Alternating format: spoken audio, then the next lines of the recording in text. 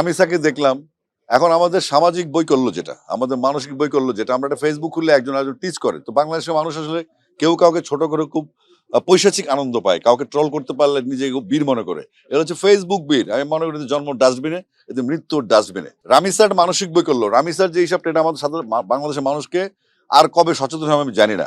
এদেশের মানুষের মানসিকতা এত নিচে নেমে গেছে, কেউ কাউকে ঠকাতে পারলে, হারাতে পারলে একটা পৈশাচিক উল্লাস করে। তো আজকে রামিসা হবে, কালকে আরেক রামিসা হবে, পরশুদিন আরেক রামিসা হবে। আমরা যদি নৈতিকভাবে ঠিক না থাকি, আমাদের সমাজ সংস্কার যদি মানুষ স্বতঃস্ফূর্ত না হয়, মানুষ যদি তার নিজের ভালো না চায়, সে মানুষের ভালো চাইতে পারবে না।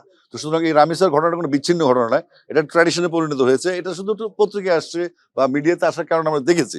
এরকম অহরহ ঘটনা ঘটছে যেটা কোনো বিচার হচ্ছে না। এই বিচারহীনতার সংস্কৃতি থেকে বেরোতে হবে।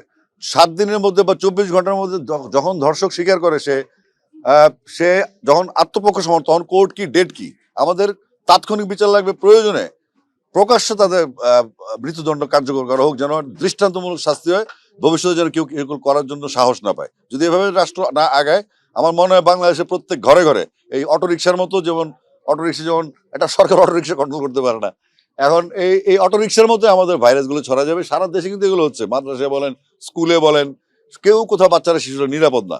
এমনকি পুকুরে পরে প্রচুর শিশু মারা যাচ্ছে। আমরা আমরা কয়টা খবর রাখি এই সারা দেশে এই সমস্ত হয়রানি হচ্ছে। আমার কাছে স্ট্যাটিস্টিক্সও আছে এই বাচ্চাদের শিশুদের যৌন হয়রানি নিয়ে, এবং এই ঘটনাগুলো কি ঘটে, এগুলো আমরা ডেফিনেটলি আসবো।